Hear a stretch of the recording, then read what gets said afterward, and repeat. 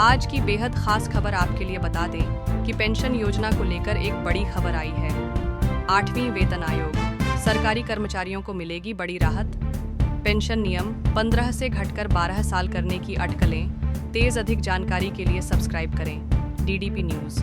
8वें वेतन आयोग के लिए टर्म्स ऑफ रेफरेंस TOR को अंतिम रूप दिए जाने से पहले फिर से पेंशन कम्यूटेशन का मुद्दा चर्चा में है। क्या 8वां वेतन आयोग इस दिशा में कोई सिफारिश करेगा और क्या सरकार इस बार उसे स्वीकार करेगी? 8वें वेतन आयोग के लिए टर्म्स ऑफ रेफरेंस TOR को अंतिम रूप दिए जाने से पहले केंद्र सरकार के कर्मचारियों की कम्यूटेड पेंशन की पुरानी मांग फिर से चर्चा में है। ये कर्मचारी संघों की पुरानी मांग रही है कि पेंशन के कम्यूट किए गए हिस्से की बहाली की अवधि 15 वर्ष से घटाकर 12 वर्ष की जाए। अब सवाल यह है कि क्या 8वां वेतन आयोग इस दिशा में कोई सिफारिश करेगा? क्या है पेंशन कम्यूटेशन?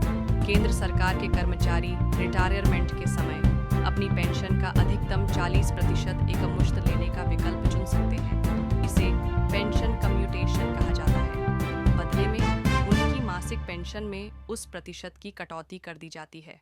लेकिन मौजूदा नियमों के तहत यह कम हुई पेंशन 15 साल बाद फिर से बहाल कर दी जाती है। क्या है अदालतों का रुख? साल 1986 में कॉमन कॉज बनाम भारत संघ मामले में सुप्रीम कोर्ट ने कहा था कि भले ही सरकार कम्यूटेड राशि 12 वर्षों में वसूल कर लेती है, फिर भी रिस्क फैक्टर कर्मचारी के पूरी तरह ठीक होने से पहले ही उसकी मृत्यु हो जाने की संभावना को ध्यान में रखते हुए बहाली की अवधि 15 वर्ष निर्धारित की गई थी।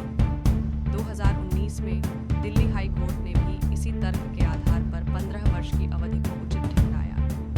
सर्वोच्च न्यायालय ने भी इस निर्णय को बरकरार रखा।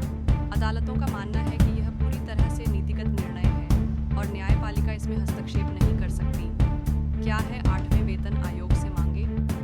केंद्र सरकार के कर्मचारियों के प्रतिनिधि निकाय लंबे समय से यह